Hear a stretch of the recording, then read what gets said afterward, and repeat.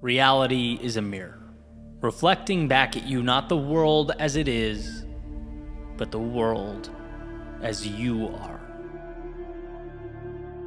The idea here is that if you don't pause and remind yourself how much control you have over your own reality, over what you're seeing, you start thinking you're at the mercy of someone else's story, a character in a play that is not your own. You forget that in your own movie, you're the scriptwriter. Or as Marcus Aurelius wrote, you have power over your mind, not outside events. Realize this, and you will find strength. I recently heard this referred to as the mirror principle. But really, for obvious reasons, I'm more partial to calling it your world within. An echo of Tolstoy's classic line, everyone thinks of changing the world, but no one thinks of changing himself. And that is where our power lies. Or, using the same example, you can't change the reflection you see by shaking the mirror. You change the reflection by changing your relationship with yourself, by changing how you treat and view yourself, which not only alters your actions, it alters how the world views you.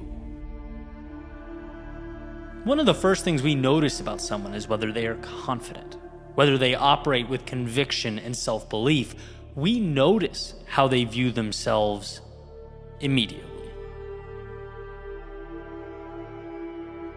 The greatest gifts I've been given from, mentors and people I look up to in life, they haven't been material. No, they've always been subtle reminders that I set the guidelines and the world conforms. It's always been, hey, Eddie, if you only view yourself as someone who charges a little bit of money to clients, that's how potential clients will view you. Eddie, if you surround yourself with people who think small, that's exactly what you'll become accustomed to doing. Eddie, if you don't believe you can do amazing things, people won't walk up to you and believe it for you. All of these have been reminders that the reflections that I'd created for myself at those points in time were limiting. The reflection I was allowing was narrow in scope. It was safe. It was small. And if I wanted more, it wasn't up to the world. It certainly wasn't a matter of crossing my fingers and hoping that that mirror would randomly tell a different story. It was seeing myself as someone who creates a new picture altogether. And that can be a difficult thing to grasp, right? Like, you can't change the mirror at all. You can only change what you bring to the mirror. So what are some examples? What are some pieces in the past that I've worked on? One, first and foremost, imposter syndrome. One of the cool things about having speeches blow up on YouTube before I ever gave a keynote speech on stage is that I started getting invites to speak all over the place. The flip side to that is that I felt like someone who didn't belong there. It happened too quickly. It was outside the comfort of my studio. It was like, oh no, the world's gonna find me out. And that's what I brought to the mirror. And of course, for a while, that's exactly what the mirror showed right back. I had to convince myself that I could speak anywhere, through practice, through affirmation, trudging through the mud of doubt and uncertainty, and earning a different reflection. I say that not to pat myself on the back, but to demonstrate a battle fought, mostly in private, where I had to rewire how I saw not the world, but myself, how I saw my ability to navigate seemingly insurmountable things. It always amazes me how so much of any battle is merely confronting confidence. It's knowing that, hey, difficult or not, I belong here. And I'm going to figure it out. That's what I do. I think we all need to find a way to bring that to our personal mirrors. And again, it'll feel weird. Good. It'll feel inauthentic at first. Perfect. Change requires a breaking down and building up, and breaking down never feels good. Now, I can give you another example, and I think this will certainly be relatable to most of you. Not being able to see the gratitude in my life over the small annoyances, right? Like something stupid or not ideal or disruptive would just prompt this spiral. And my Facebook getting hacked is a great example of this. I've talked about this before. My world ended for a few hours. Right? I was so angry until I got it together and composed myself. It's like, Eddie, you need to be the type of person who observes, who calmly collects the data and then makes a productive decision. Now, clearly, I wasn't that, right? And in many ways, I'm still working towards it. But I know that's part of the reflection I want. That's something I'm working towards every day. And you know what's helped me? Gratitude.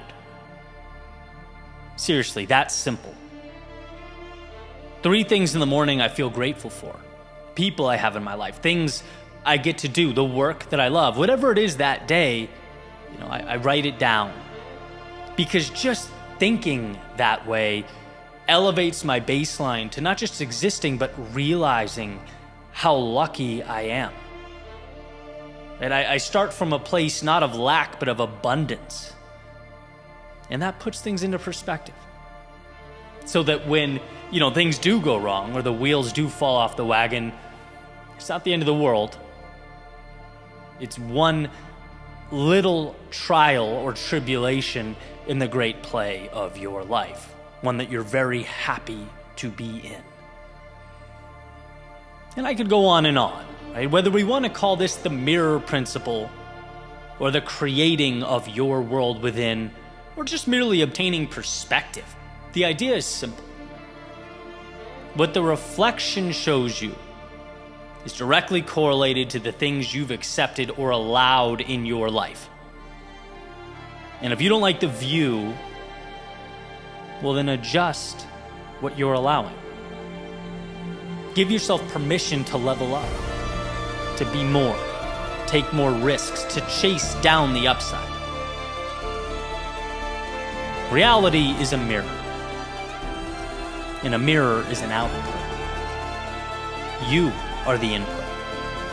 You are where it all begins, where everything in your world takes shape.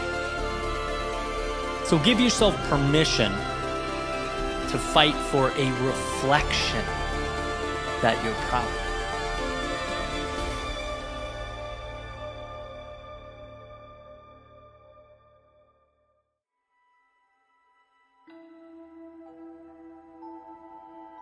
I recently started the book Managing Oneself by Peter Drucker. And there's a pretty powerful point he makes in here early on that I want to share. Admittedly, an idea that I came to a tad later than I wish I did, but the second I did, a lot changed for me. And it changed pretty quickly. Essentially, Drucker tells the reader, stop wasting time on areas of low competency. Like the things that they don't really have a natural proclivity towards. And at first you might see this and think, wait a minute, haven't we always been taught to improve the things we struggle in? Isn't that the name of the game? Well, not necessarily. And in fact, a lot of us are held back trying to become moderately competent in areas we have no business being. When if we just took the things we loved, the things we were naturally drawn towards, we could truly be impactful in those areas, leaders in those areas. That's where you change your life and ultimately the lives of those around you. In my world, I like using math as an example because it demonstrates this pretty well. My second year of calculus, I realized absolutely not. I do not like this. For me, it felt like a square peg in a round hole. I just didn't see a life where calculus would be a necessity. And so I dropped the course and sought out something that felt like a better fit.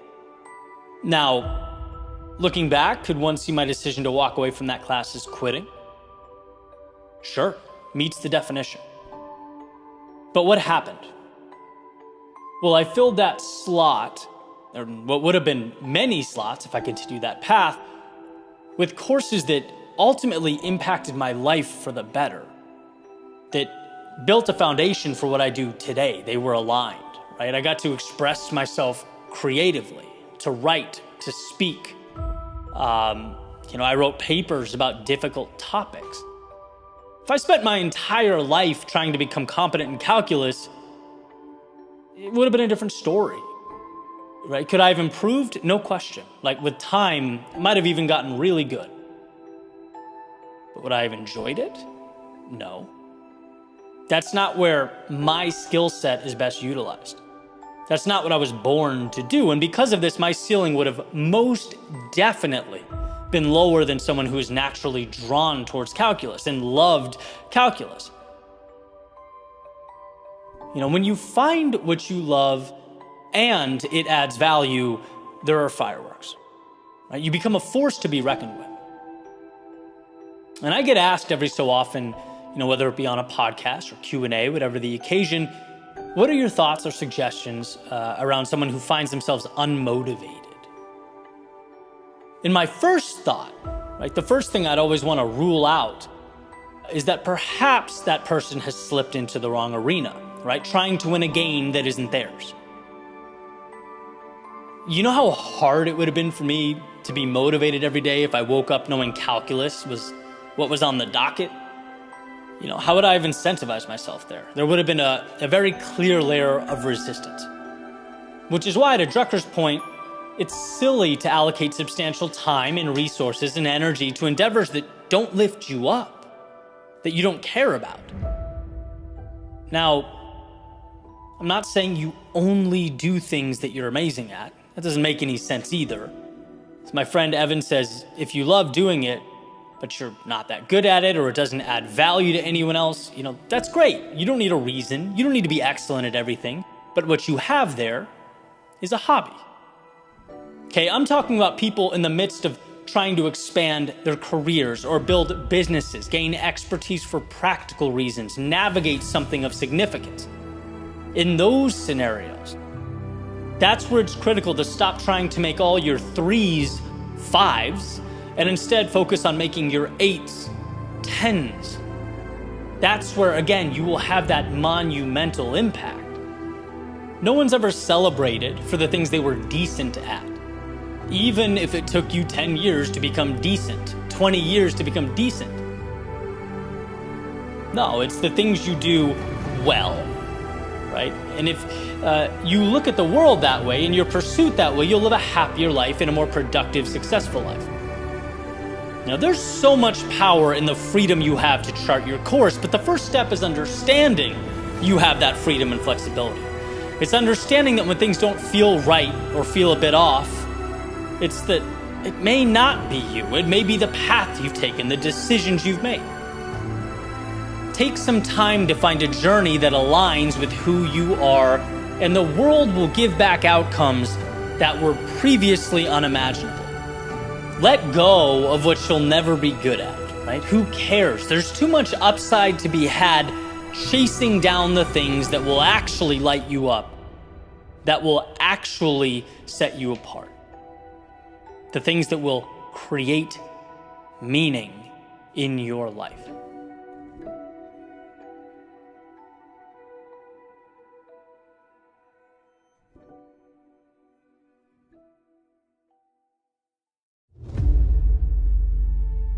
Do you ever wonder how much of you has materialized? Like, if what F. Scott Fitzgerald says is true and our lives are defined by opportunity, even the ones we miss, then how much remains in the ether? And I don't think it's about playing a game of what if. That would be endless. It would be self-defeating. No one's perfect. I don't even really think it's about making a right turn instead of a left. Because as long as you're moving, and moving with conviction, life ultimately brings you where you need to be. But more, my concern is the steps never brought to pavement. My ideas unhatched, my opportunities I either knowingly or unknowingly left on the shelf. Because it didn't seem real enough.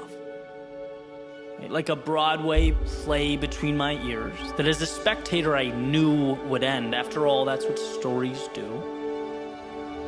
How much of ourselves have we cast aside as simply the things we don't say out loud? At first, it's infinite. We've yet to be taught to limit because limits aren't things, they're ideas, and ideas must be adopted. That's why they say some of life's best things were done by people too ignorant to know they were impossible, too naive of the notion that they couldn't say them out loud. Then it's comparison. They have what I want, but it was meant for them and not me. How delusional to think I could have it. How crazy to think that life has yet to be written, and I am an author. My date is with normalcy in the box where I keep those things we don't say out loud, and then we look around and we see highlight reels, we see awards and vacations and smiles, but we don't stop to think maybe they're just like me. Maybe they're people who struggle and question themselves and doubt the road ahead. No, it must be the paths diverged. They took happiness and I took those things we don't say out loud. And then there's everyday life when things don't go as planned, when the world presents curveballs and you haven't learned to hit off speed, so you feel small and you feel inadequate and ill-equipped, and you could reach out, but that's not cool, that's not right. That's something that you don't say out loud, but we keep it in, like all in, and eventually it becomes the if-onlys and I wish I hads. It's the quiet envy gazing longingly towards those who just cared less, who realize maybe life's not as serious as we make it out to be, who turn thoughts to things not by burying but by embodying them. And maybe that's the trick, to unlock the gate, keeping your perceived reality from the possibility of a new one, the one you could create if only you promoted your fleeting thoughts to forward progress. See, dreams can fail to come to fruition in two places, in your head and outside of it. But at least outside it has a chance. At least outside you can take the common, normal, everyday background and make it the backdrop to your movie, where you play a lead role. But it must be accepted and acknowledged, not thought of or even whispered, but screamed, so that the details and the trivialities that exist now work for you. That's right, they are now yours. Not because you thought about it, but because you reached out a hand and you took. You asked the world for something. And in life, it will always be true that you don't get what you do not ask for.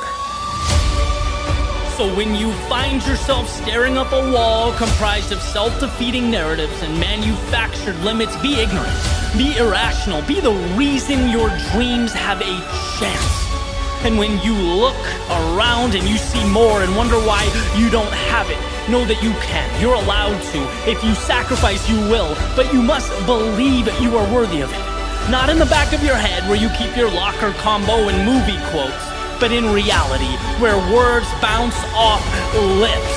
And when you feel like life is treating you unfairly, like they're happier or have it better, know that life is peaks and valleys, not just for you, but for everyone. And how you internalize that and carry on makes the difference. And when you feel lost or stuck, you are not hopeless, but in progress. Being broken down so that you can be reconstructed, stronger, better. Victory is not in hiding those struggles, but accepting them as the difference, as the reason you created the miraculous. Not because you had dreams, but because you said them out loud.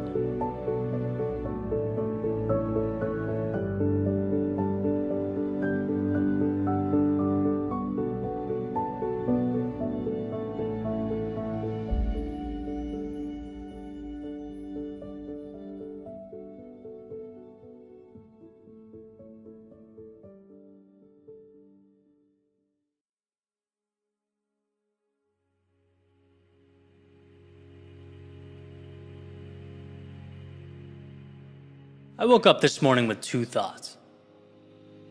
One, you can make today whatever you want to make it. And two, one of my usual reminders, life is not that serious. Now, why is this important? Why is it the framing I so often need? Well, to put it simply, I put a lot of pressure on myself, right? As many of us do. These deadlines and these goals, they hover over me, they guide my decision making. And, while that allows me to operate at a high level, there's also a flip side. Right? From time to time, it makes me feel like I'm navigating a maze. And I slip into this tunnel vision that makes life seem almost procedural. And every so often, the freedom and the beauty slip away. I forget they're there. So to be reminded of life's abundance, its breath is healing. It's like step outside your day-to-day. Try something new. Lose yourself in something. Undergo that audit that cuts away the things that have made their way into your life that add no value. The day is yours and no one else's. Life's not grading you on a 1 to 10 scale. So give yourself permission to explore. Green lights to make mistakes. To adventure, right? For the sole sake of the ride. And it's not even a me thing. When I live with an abundance mindset, I'm able to be a better version of myself, which means I can better help others. It means I can show up the right way for the people in my life. See, we need to remember that we are freer than we think. And why we need to be perpetually reminded of this, I'm not sure, but we do. It's incredibly easy to fall in line and turn autopilot on. Right? Then the situation becomes mundane, even counterproductive, and we just submit to it. We say, oh, this is life. No, it's not life. And in fact, by adopting that mindset, you're forfeiting the greatness within yourself and the greatness that surrounds you. You're ignoring the very reason you are here, bowing to the dictator that is safety and monotony. Are you personally growing, progressing? Are you challenging yourself? Are you finding the courage to step outside the box, the walls you've built around yourself? Are you spending time with the people who matter? Are you seeking out peak experiences? Because you not only can do those things, you should. And every morning, that sun coming up should be a reminder that all of this in life is available to you. The caveat being no one gives you permission to pursue it. As the saying goes, no one comes along and saves you. It's up to you to look out your window and see not confinement, but possibility. To inject yourself into the meaning that is available to you. Today is yours. So long as you find the courage to make it so.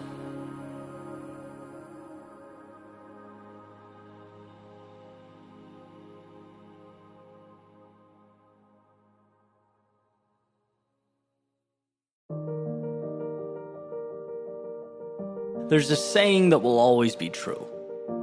It will be true on your best days and your worst. It will be true after victory, and it will be true after defeat.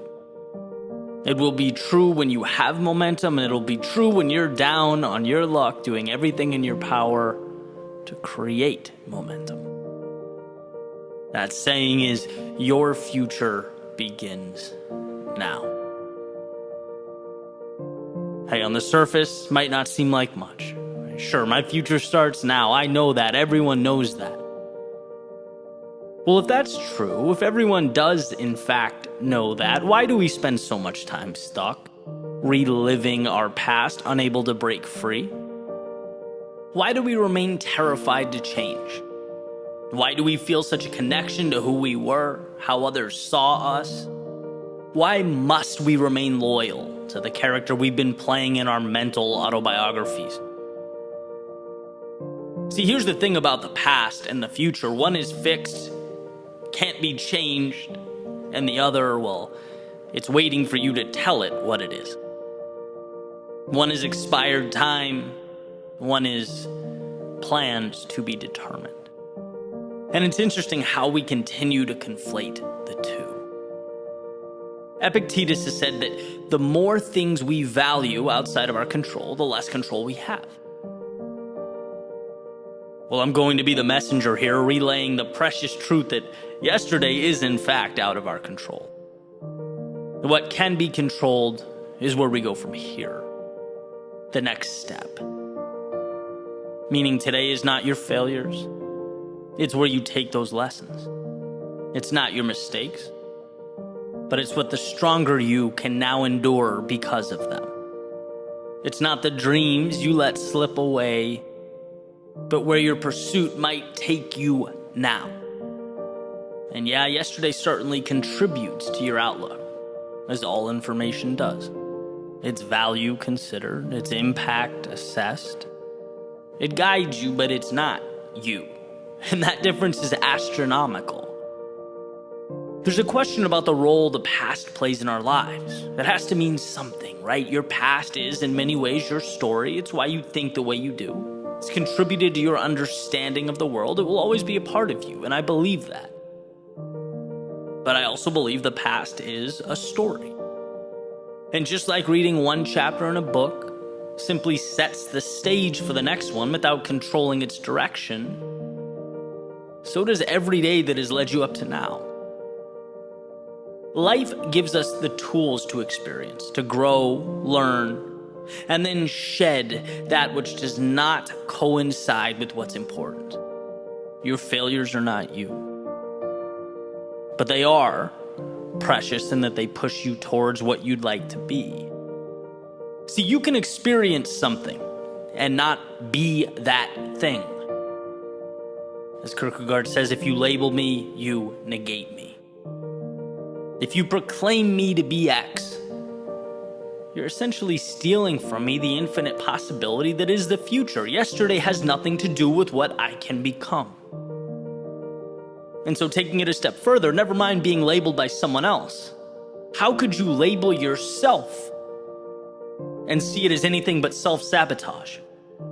See, you're never defined by your past, but always learning from it. It's not who you are. It's the cheat codes for what you can be. Without that winding road of misfortune and mistakes, the incredible expansion we long for doesn't materialize.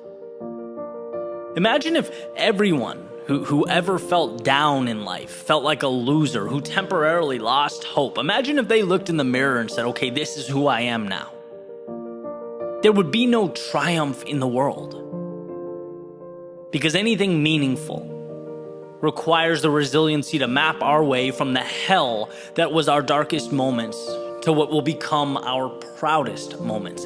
Destiny. Destiny means that you separate the finite from the infinite. What you used to call yourself has prepared you to move towards the horizon. But what you used to call yourself is also as irrelevant now as those seconds that you watch tick away. Seconds that maybe you're not proud of. Seconds that perhaps taught you about the world. Seconds that gave you a glimpse of what's possible, unveiled the happiest of times, all of it. In its own unique way, it brought value, but none of it is your future. Why? Because back to that beautiful, all-powerful sentence, your future begins now. Your destiny is awaiting its marching orders, and all you have to decide as you stand today is where that ship will sail.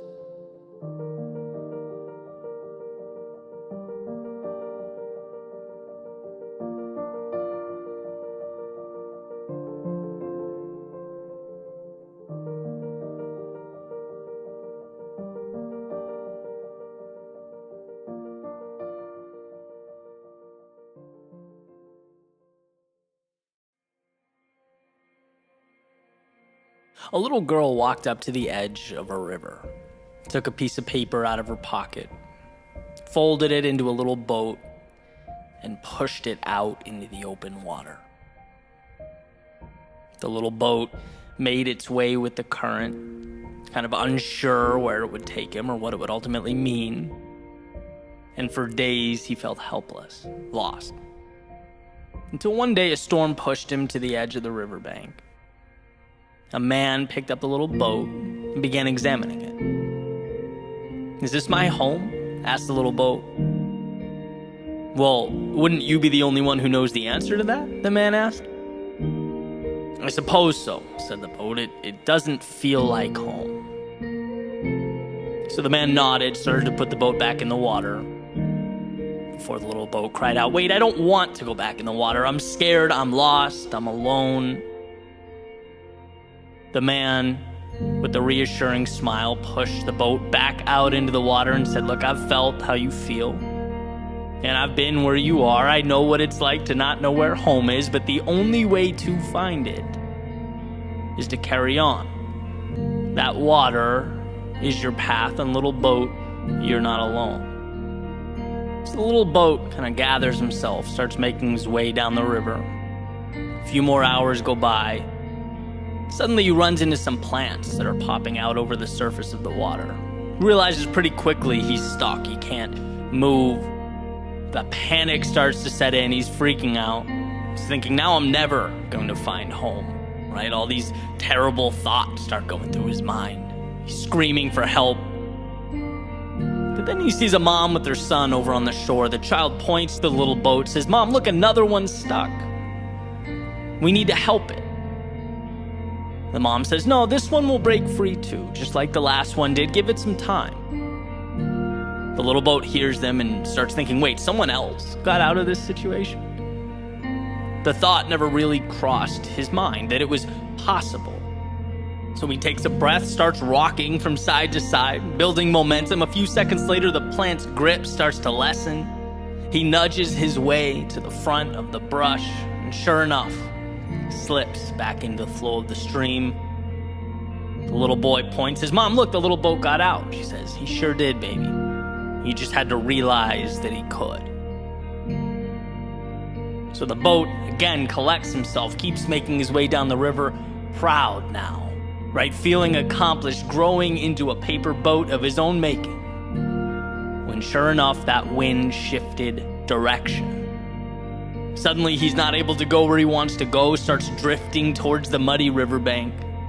How could this be happening again, he thinks to himself. But see, that little boat had started to learn a thing or two about life. That it wasn't all smooth sailing, that it would present its obstacles.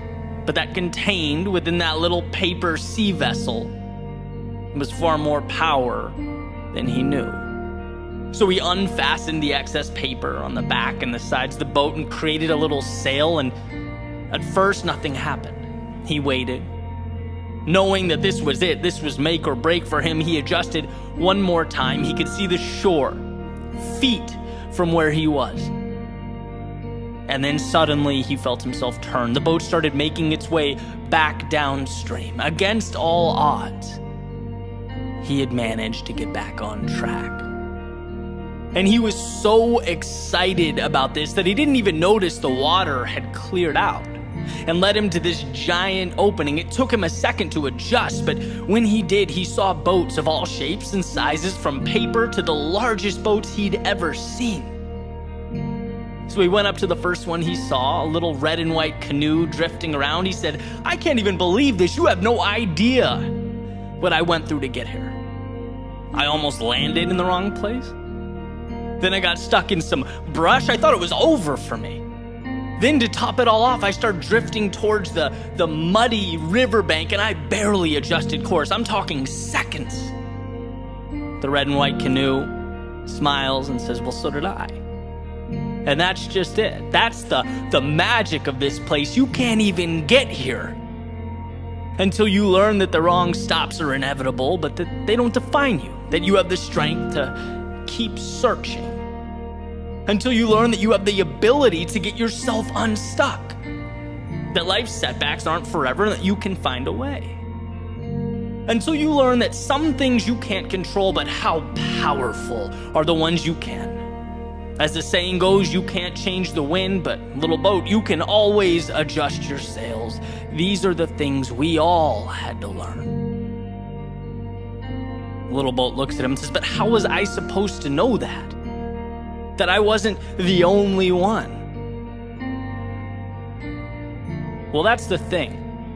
You don't really find out until you arrive. I guess it's just one of those funny aspects of life. "Well, I'm going to tell the world," said the little boat, "that no one is alone. That we all get off at the wrong stops. That we all get stuck. That we all have to adjust course, but the trick is to keep sailing downriver no matter what. Keep sailing downriver. I'm going to tell everyone that they are not alone." "That's a brilliant idea," said the red and white canoe. "Now come on, I'll show you around. You're gonna really like this place."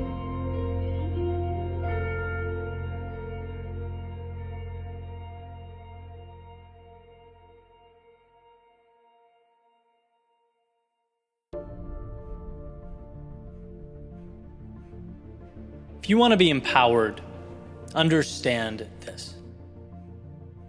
The world is indifferent to you. It's not an enemy, but it's not a friend either. It's a tool. The same way that attributing any type of motive to a hammer would be ridiculous, right? I've seen hammers build things and I've seen hammers destroy things. Well, the same can be said for the world around you. What it becomes is determined entirely by how you choose to utilize it. You know, there are things we learn as we navigate through life that change us. And one of the most critical for me was understanding that, yes, the world is indifferent to me, and no, I am not special. Doesn't mean I can't go do amazing things, help people, change the way things are. But if those results materialize, it will be because of what I made with what surrounds me.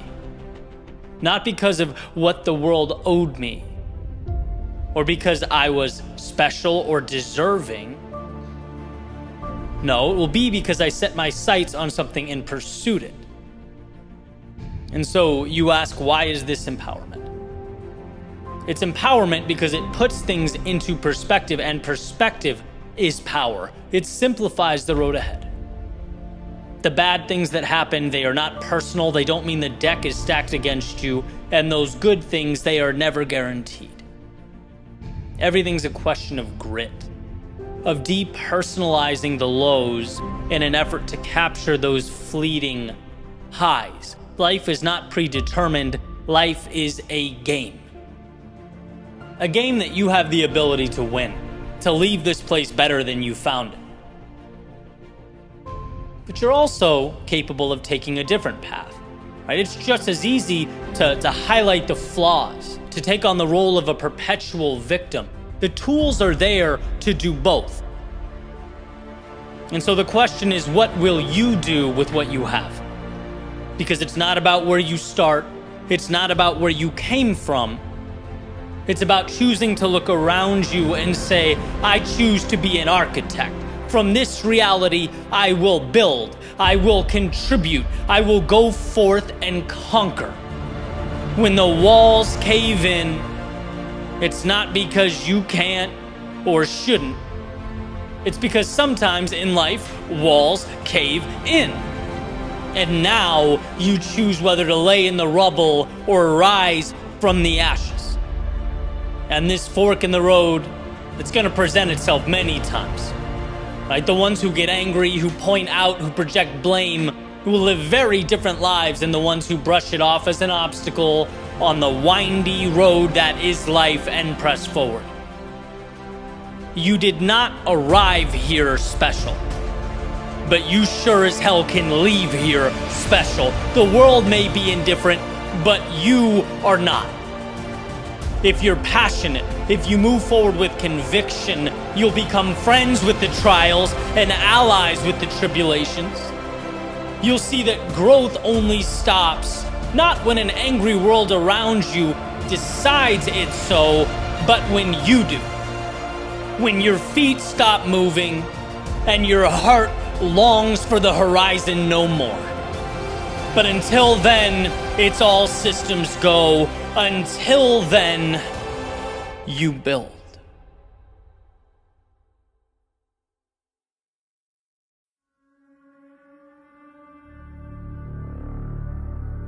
So, life is the sum of the decisions we make. But which decisions? How am I supposed to know? Well, maybe a list will help. Some pros and some cons. List 1. Finding the courage to do something new. Okay, cons. Well, it could be a waste of time. Could embarrass myself. Could lose money. Could get criticized. Pros could be life-changing. Finding the courage to go somewhere new. Okay, cons. Might not like where I go. Might not know how to get there.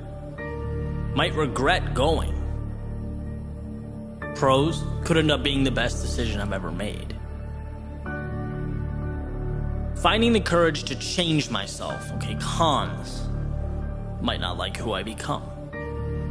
Might try, fail, and feel worse than I did to begin with. It's possible. Pros, well, I might become exactly who I need to be. So looking at this, it essentially comes down to conserving the old or making the new. Maintaining or capturing the upside. But it doesn't quite delineate my problem. Okay, so different angle, list 2. Finding the courage to do something new. If I fail, is it reversible? Yes. I can fail. And if I do, I'll simply go back to doing that which I had been doing. Alright, finding the courage to go somewhere new. If I don't like the destination, is it reversible? Yes. I can change my flights, grab a train, turn the car around. I decide where I go.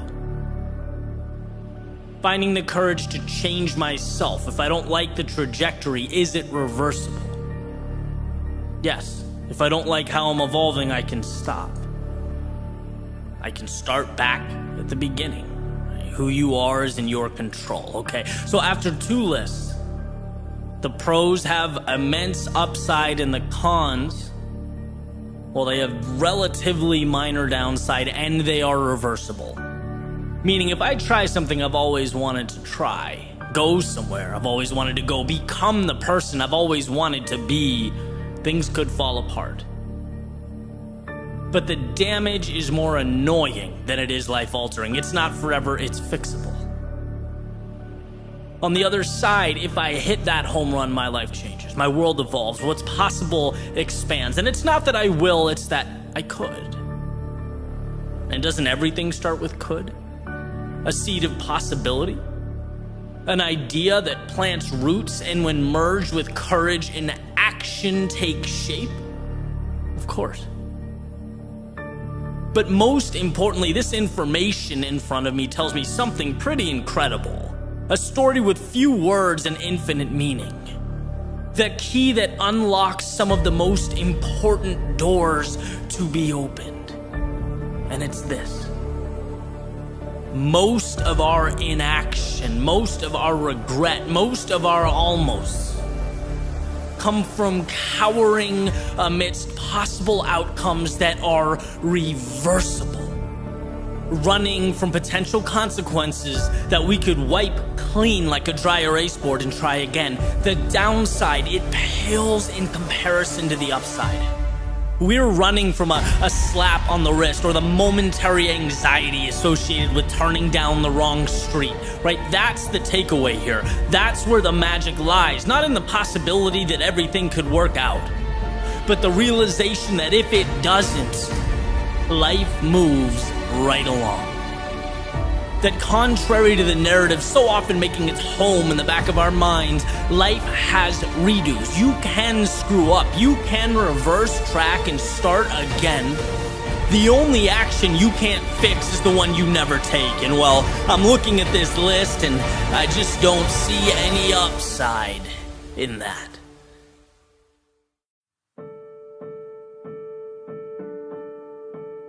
A lot can change with the words, "It's okay." My moon is not the same as their moon, and that's, well, it's okay. Same playing field, just different rules. Same sky, different constellations, same clouds, different shapes. We need not permission to follow that star that lights up our world, just a willingness, a comfortability, just a curiosity. Because where the right path provides clues, the wrong one gives instructions. And over time, the difference between the two accumulates, it becomes substantial. Your journey should give you just enough. The moon's radiance should highlight the hand in front of your face, reveal that potential next step. It should expose the options right in front of you, and that is enough. And sure, sometimes it feels like it would be nice to know, to walk an easier path, one that's not your own, have everything lit up, no questions, no mystery, and while there's comfort in taking this path, it's not yours. It's not your journey, it's not your moon, it's not your light, and it won't reveal your answers. So feel free to leave, to walk away, because it's okay. It's okay to not have the answers. It's okay to follow a gut feeling. It's okay to leave the old in pursuit of the new. It's okay to want more, and it's okay to not know where more is. It's okay. I often think if a courageous few are the reason that I'm not writing these words out with a quill pen by candlelight, then think about what my own small acts of courage could become. Why not believe, start, try, put myself out there? Why change or concede or surrender to a set of standards that aren't mine, put in place by people who aren't me? Their moon is not the same as my moon. Their path is not my path. And if I'm choosing between seeing a world that I've settled for in its totality, or seeing one that actually means something as it's slowly pieced together, I'm taking the latter every time. Well, how do you know it will work out? The brain asks the heart. You don't. And I think that's exactly how you know you're in the right place. It's when you have all the answers, the certainty, and the reassurance in the world that, well, something may be missing. Not missing from the external, but missing from within as you move through the external. It's the classic square peg in a round hole. And the very reason we should carry on is because it's better to be a square peg in search of a home than to be whatever it is that would keep us safe, quiet, and securely contained within a square box. It's not that my way is right and your way is wrong. It's that for me to live, I must find my way and you yours. Because a life lived according to someone else's rules is a house built on sand. It may be stunning, extravagant, it may not warrant a second look from someone passing by, but it only takes time to reveal the inherent flaw. It doesn't matter what you build if it's on top of a bad foundation, it will ultimately come down. Time will take it down. So be wary of where you decide to plant your stake in the ground. Be thoughtful about where your feet take you and the concessions you allow in your life. We often think permission is what separates the present from the ideal. And what I've learned is that time keeps coming, permission does not. To live fully is a self-appointment. There is no letter that comes in the mail explaining this. Although, sometimes I catch myself waiting for its arrival. Where the crowd goes, my instinct begs me to follow. Where the comfort lives, my predisposition is to knock on the door. I'm human. But I know that to resist what comfort offers is the battle of a lifetime. Their moon is not mine. Their solutions will not fix my problems. I have a puzzle to put together, a masterpiece to assemble, as do you. So embrace your world. Follow your rules. Howl at your moon. Because if you do it right, it will be different. It will be yours. And that's not just okay, it's what makes life worth living.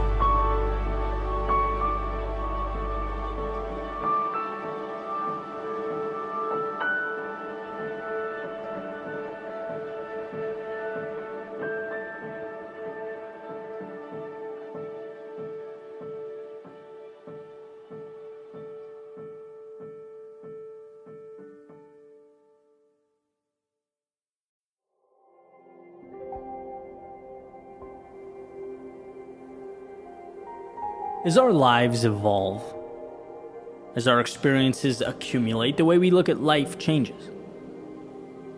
That's part of getting older and seeing the world, and so long as you allow your ideas and perceptions to be malleable, as long as you're looking to grow, you most definitely will. And for me, one area that has truly transformed is my relationship with luck. What it means, how it's relevant, and most importantly, what do I do about it? I created a little book of anecdotes last year, and one section was called The Luck Manufacturer. And it says, commitment, her hammer. Resiliency, her nail. She manufactured luck every single day. Before most awoke and long after they were asleep, she tirelessly sketched and built and created until at last she was done. Taking a step back, she stared in awe of the luck she constructed and knew it would change her life. And the takeaway of this passage is luck is made, not given. And as I was making my way through these little chapters in the book again, I stopped and thought, well, wait. You know, it's an important idea, one I believe in. It's not wrong, but also it's kind of half the story. There's a lot missing there. What I had done was essentially paint something black and white when there's a ton of gray area. No sane person completely discounts the role of luck in our lives. It plays a role, a very significant role. The question, again, is why does this matter? Well, because maybe we don't make luck like a carpenter in his shop, but catch it like a fisherman at sea. Because standing on the deck of the boat, he can't control the fish that swim into the net, but he most certainly is responsible for finding a location with good odds, for being consistent in his attempts, for mastering the craft and improving the skills. You can't control external factors, the weather, the storms, the tide, the location of the fish on that particular day, but you can control you. And that is your power. And I think the progress I've made is understanding the danger with looking at luck is something that is entirely self-made, and thinking that if you do X, you will be rewarded Y, because that's how it works. I put in the work, there's going to be an outcome. I take the boat out, I'll be having fish for dinner. But that's tricky, right? Thinking something is owed to you in any capacity, it breeds resentment. Because for whatever reason, when it's not provided, life suddenly seems unfair. It creates a scarcity mindset.